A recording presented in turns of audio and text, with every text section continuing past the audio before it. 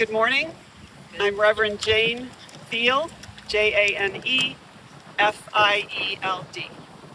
I'm the Executive Director of the Maine Council of Churches, and I'd like to thank the Greater Portland Multi-Faith Clergy Organizing Group for inviting all of us here today. This press conference is a collaboration between that group and Multi-Faith Justice Maine, the Maine Council of Churches, and Faith in Us out of Minnesota. As we gather here in Maine this morning, groups of faith leaders are also gathering in Texas and Florida, two other states where ICE has murdered people in the last week. In Texas, they are remembering Lorenzo Salgado Araujo. In Florida, they are remembering Juan Jairo Coronilla Duran. And here in Maine, we are remembering Johann Sebastian Guerrero. I'd ask for a moment of silence as we remember all three of these innocent victims.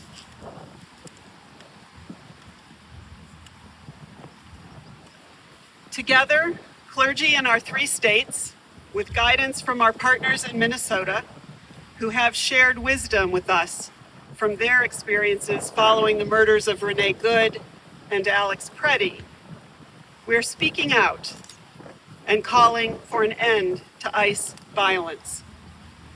Today, we will be hearing from 4 Maine faith leaders. And after all 4 of them have spoken, I'll moderate a time for questions from the press before all of the clergy gathered here will close with a song.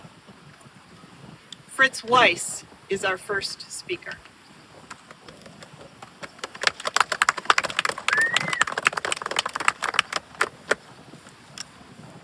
Good morning.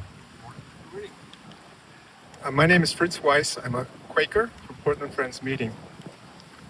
I use he, him pronouns. I'm also a docent at that beautiful lighthouse back there. We are standing here with that lighthouse behind us that has been guiding ships into Portland Harbor for 130 years. Over there is House Island.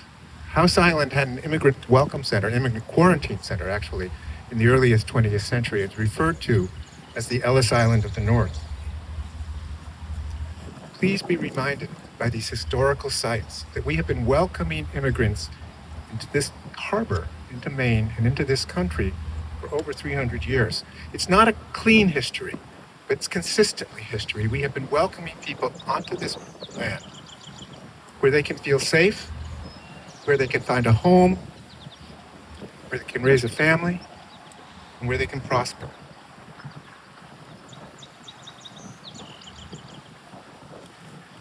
Our faith requires of us that we welcome the immigrant.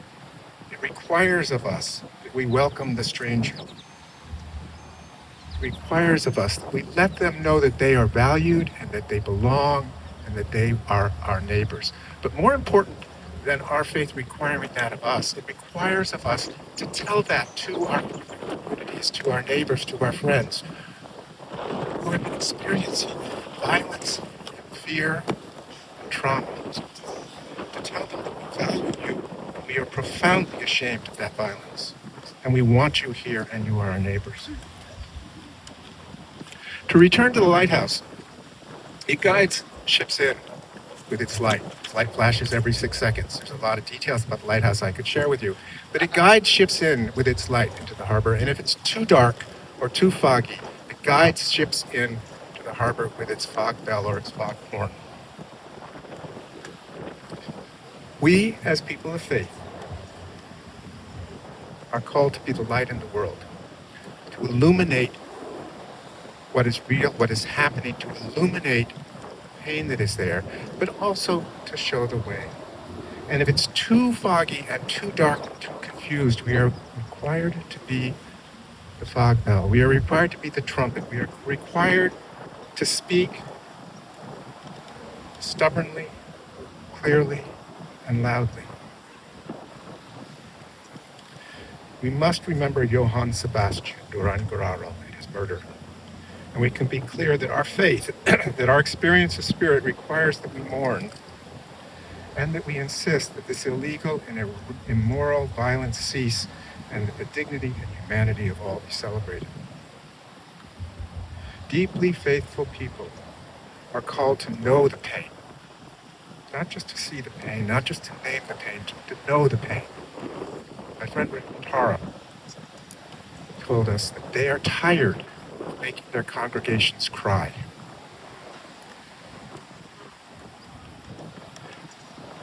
It's also our responsibility to know the despair and to know the promise. And that promise to our immigrant friends is that this is your home. You belong here. We value you. May it be so.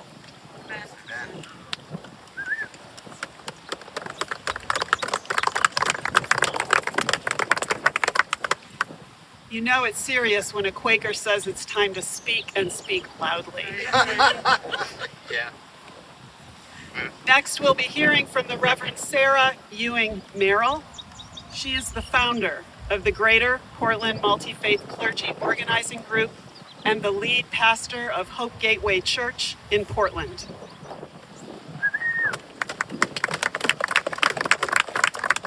I prefer the title instigator. I am Sara Ewing Merrill. I use she, her pronouns, and it's SARAEWING-MERRILL.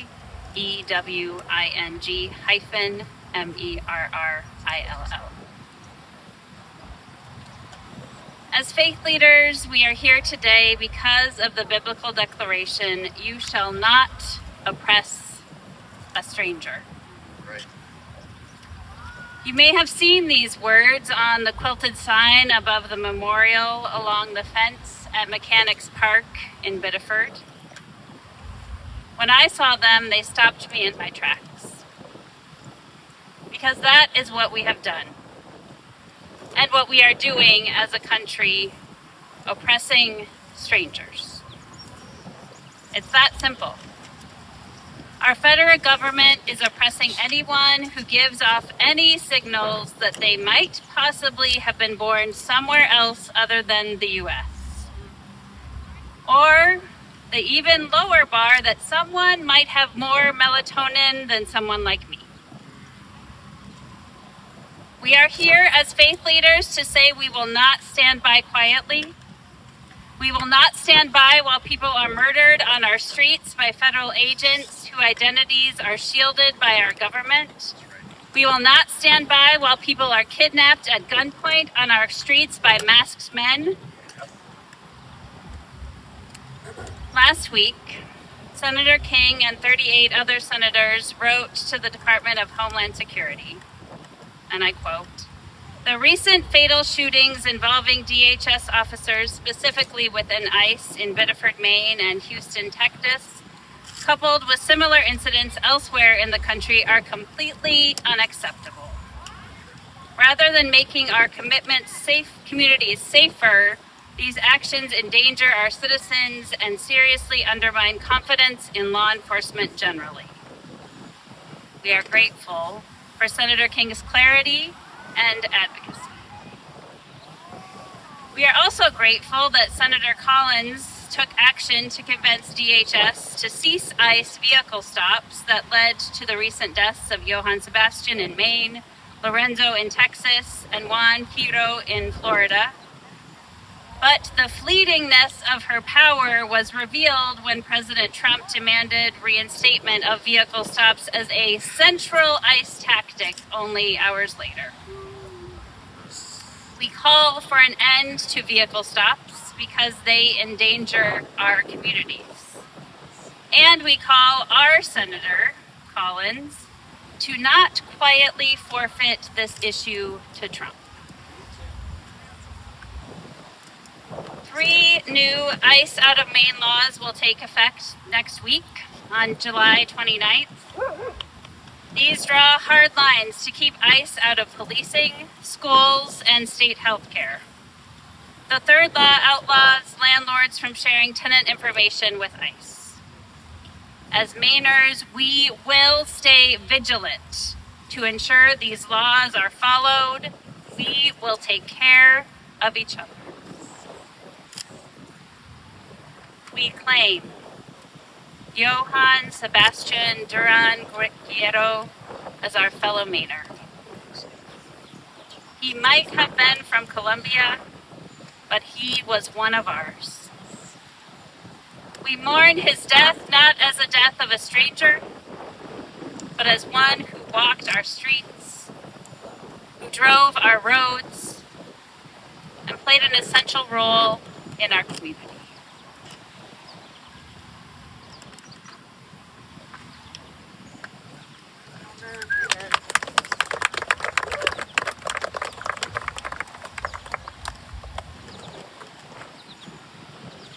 Now we will hear from Dr. Imam Abdullahi Ahmed, a Muslim community leader actively engaged in serving the community through Masjid al-Huda, the Islamic Society of Condemning.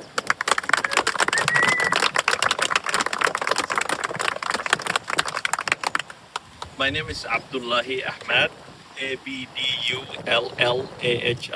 and last name Ahmed, Ahmed. And first and foremost, I would like to say greetings, Assalamu alaikum wa rahmatullahi wa barakatuh. And thank you very much for inviting us to be part of this gathering. As Sofa, I'm sure that some of you understood from my accent. I myself was an immigrant. I came to this country 26 years ago as a refugee.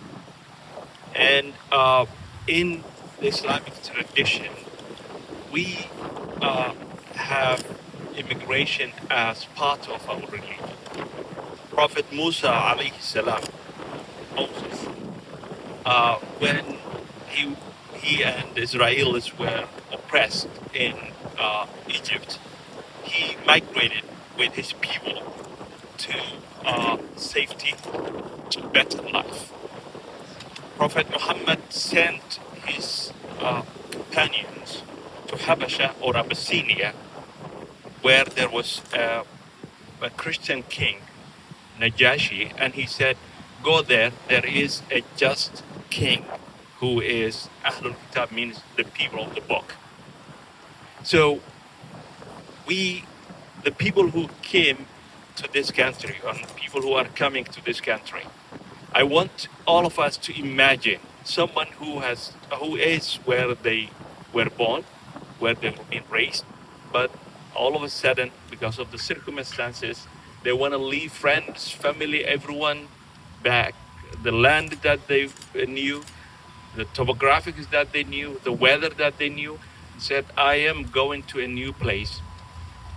And this place, it's an honor for the people who were here, that the people who are not finding a refuge can come and say, I want to be your neighbor. It is a lot of privilege and the trust that they have. For me, I crossed so many countries, and I took my shoes off in Maine, and I said I would be here. And that it is not because I am falling in love with the cold weather at times, but the people who are here made me think and say, these are the people that I can forge a common future. Despite our different histories and backgrounds, these are the people that I can create a community with them. These are the people that I want my children to be with them in here.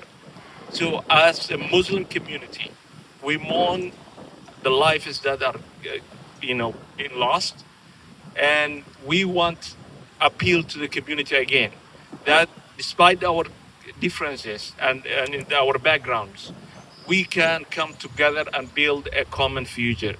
That's my appeal to the community. And there are some challenges that are going on, and these challenges are tests. We are tested, but people who are tested, I want to remind us that we are up to the test. So We say in Quran, Allah subhanahu wa ta'ala says, we will be testing you. But لا يكلف الله نفسا إلا وسعها. Allah will not put you something that you were not up to. So we are up to, let's come together and make a community, and may Allah subhanahu wa ta'ala make us better community. Thank you. Wow.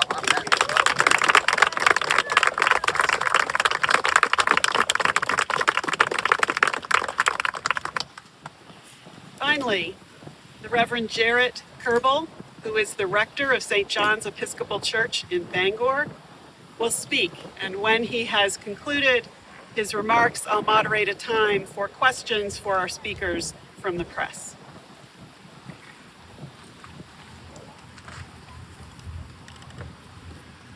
The Reverend Jarrett Kerbel, Jarrett Kerbel.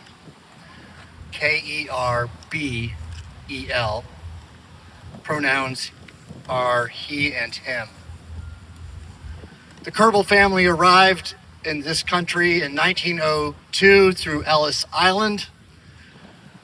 The Kerbel children arrived here in 98 and 99 from Guatemala. Every future Kerbel will be a person of color. This is personal for me.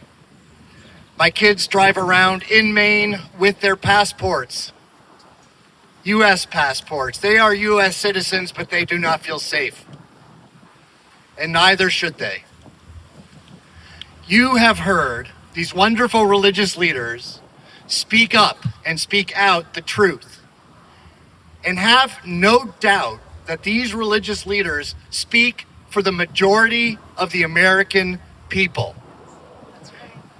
They are not alone. They are not idealists. They are speaking from the outraged, moral majority of Americans in this country who do not want masked death squads in our country, who do not want masked death squads killing, abducting, disappearing our neighbors and sending them to concentration camps like some tin pot dictatorship.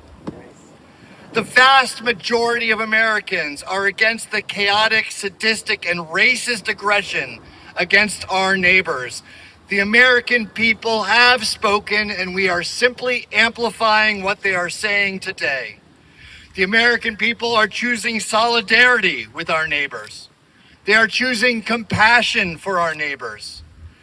When our immigrant neighbors are attacked, we are attacked. When our immigrant neighbors are attacked and living in fear, we are living in fear. When the hearts of our immigrant neighbors right here in Biddeford are breaking, our hearts are breaking. We are choosing solidarity, we are choosing compassion, and we are choosing the right vision of America. America is immigration, and immigration is America. The two are inseparable, and always have been and always will be. Our faith is that what is good about America will defeat what is wrong about America right now. So we are calling to action all of our neighbors, people of faith, people of no faith, people of every faith, to be on guard, vigilant, and active. We can observe that when ICE murders an immigrant or a protester, we get active. And that's good. We should. We should raise our voices in protest and agony and heartbreak. However, every day, ICE disappears 2,000 American immigrants. Every day, to horrific concentration camps run by businesses with no accountability. The call to action, as far as I'm concerned, is daily action, daily vigilance, daily neighborhood watching, neighborhood building to protect our neighbors from the ICE threat. This is an all-hands-on-deck situation, and every American needs to respond. Every Mainer needs to respond. We cannot trust Senator Collins to keep intensity on this issue, so we must keep intensity on her. We must force her to lead if she will not choose to lead. Every day, vigilance, action in support of our neighbors who are under threat. That is our call to action today. Thank you.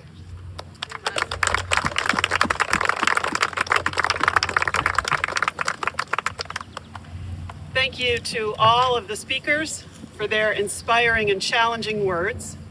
And now, if there are members of the press who have a question for any of our speakers, if you raise your hand, I'll call on you. I'd invite our 4 speakers to come and stand close to the podium so you can answer questions as they're raised. Yes. Just curious, I'm assuming all of you have immigrants among your respective congregations. We've been hearing regularly about the level of fear amongst the immigrant population.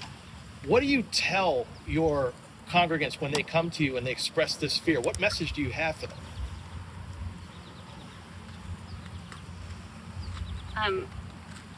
When immigrants tell us they're afraid to leave their homes or afraid to send their kids to school, it is a lie if we say, you're fine, just go ahead and do it. It's not true. It is not safe for them to do many things. And so all that we can say is we're here with you. Please let us know if you have anything that you need. You do what you feel like you need to do, and we're here to support you in whatever ways are needed.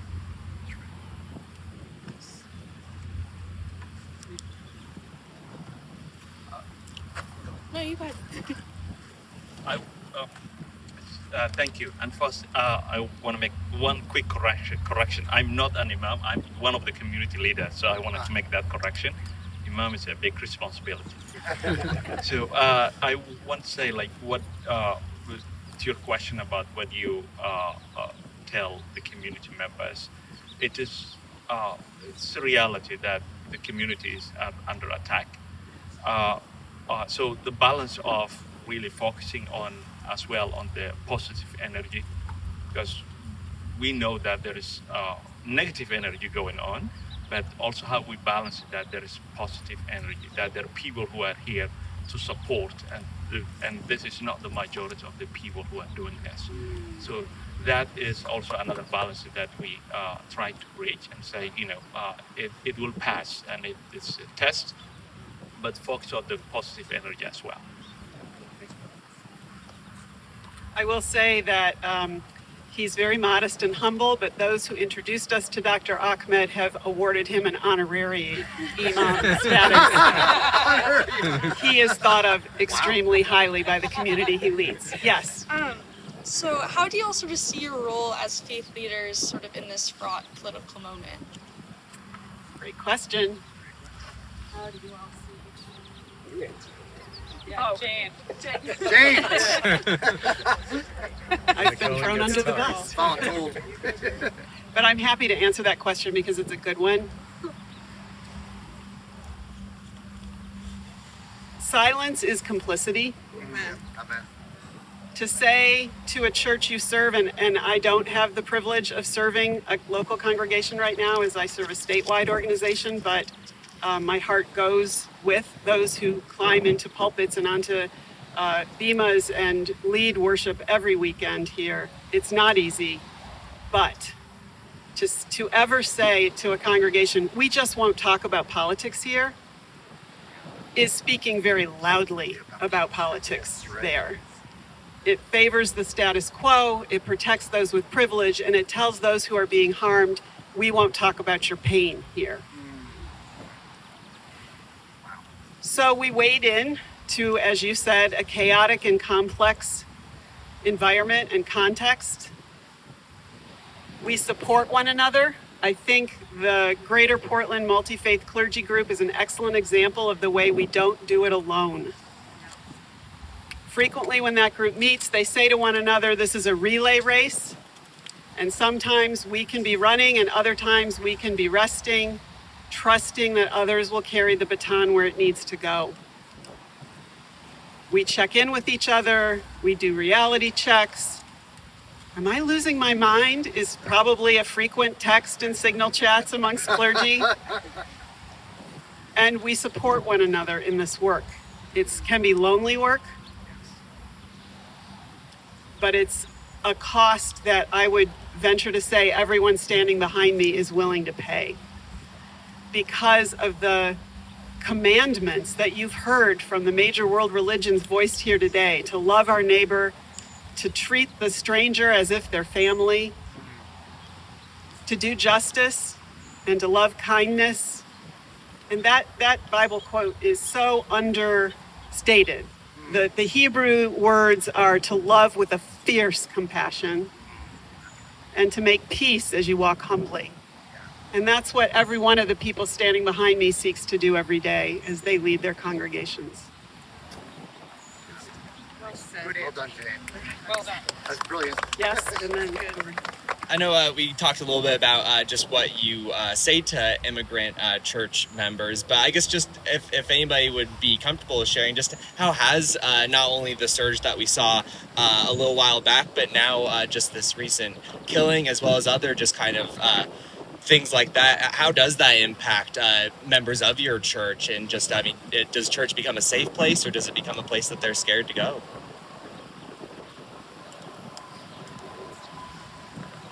Great question. My church works a great deal with immigrants in the Bangor area, especially Syrian immigrants. And violence against any immigrant causes an environment of fear among all and causes our neighbors to go to ground for their own protection. They're not wrong, become less visible. In the case of the Syrian immigrants, maybe they don't go to mosque as much as they would like to, right? Maybe our local Islamic center feels under threat and kind of stays close to home. These are threats against religious practitioners that we love and are neighbors with. And our job has been to reach out, show solidarity, show companionship, supply food sometimes, go shopping, show up in neighborhoods so that there's a visible presence, and that to ensure them, as someone said before, that they're not alone and that not all Americans are like this. That's part of our work. Thank you.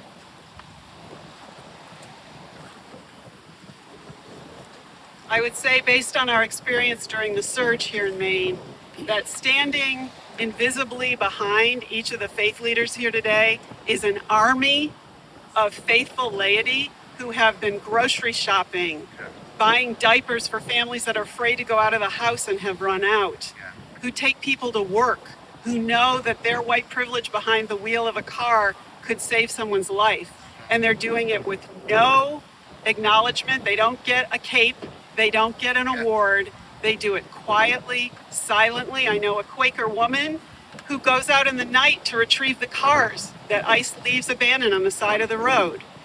And nobody knows about that. Well, I do, but it's not showing up on the front page of papers, and she doesn't want it to because she couldn't do the work that needs to be done if it did. So trust that this is just a tip of an iceberg, probably a bad metaphor when we're standing in front of a lighthouse, but the way that people of faith in this state have stepped up and leaned in to help their neighbors, I don't even know the half of it, and it takes my breath away every time I think about it.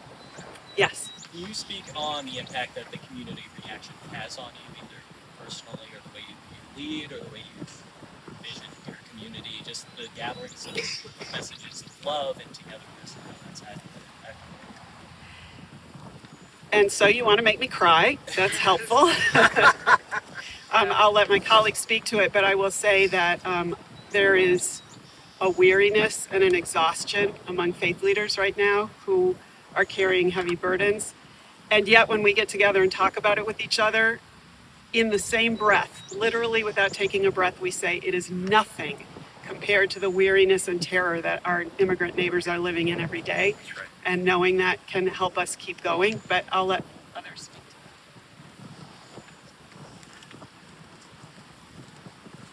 that. I guess I'll just say that when I planned worship for last Sunday, knowing that many in my community were dealing with extreme emotions of sadness and rage and fear and all of that, I just tried to create a space where we could feel all those things together. And that's what I think our regular worship gatherings do for our community, is to create a space where we can feel all the things that we're kind of afraid to feel in a safe container where we feel held by one another and a spirit that's beyond all of us.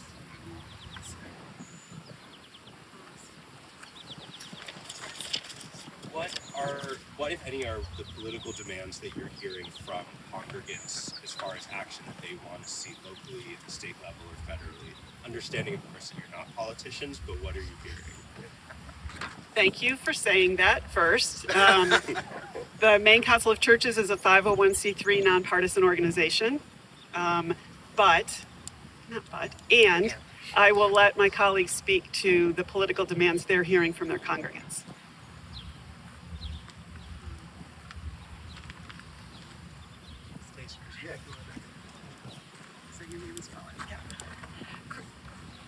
Christine Dyke, Christine Dyke.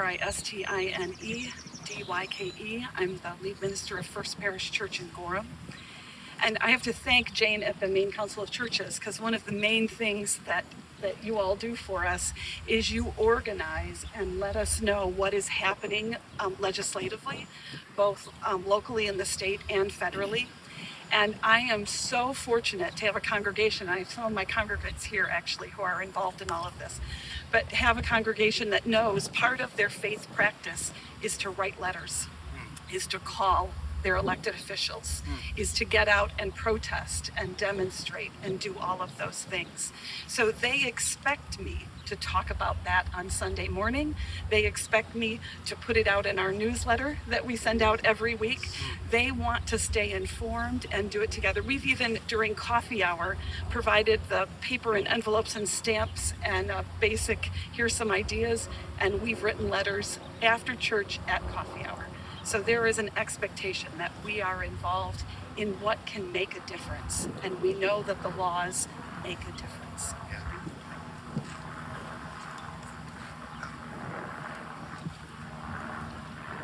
One of the things I'd like to point out to that question is that one thing I'm hearing is a politics of despair. And not that people don't care. People care passionately and deeply with their whole hearts. They're totally ready to pray, lift up the names of the dead in their prayers, do active things, but they do not have any faith in their political leadership. They feel impotent in the face of a leadership class that's distracted, bought, far away, hard to get the attention of if you're just a normal citizen. And that's why gatherings like this are so important, to amplify those voices that Jane was talking about, all those hundreds of parishioners behind us, lay people, because they are feeling like their government is out of control and out of accountability. Congress isn't working. Our senator is non-responsive. She doesn't do public meetings. What do? You get louder, in my opinion, but that's not everybody's experience of citizenship. Thanks. This fall, the Maine Council of Churches is working with some national partners on voting registration and free and fair elections. And many of the people behind you came to an event in Lewiston, golly, was it 2 weeks ago? To talk about why faith leaders need to speak about how faith and good citizenship go hand in hand. So be looking for that in the fall, but I'm going to go on vacation before that happens. I'm going to invite my colleagues behind me. I can't carry a tune in a bucket, but they can. So we're going to sing the song I mentioned at the outset by Heidi Wilson, Hold On. Hold on. Hold on, my dear ones, here comes the dawn. Hold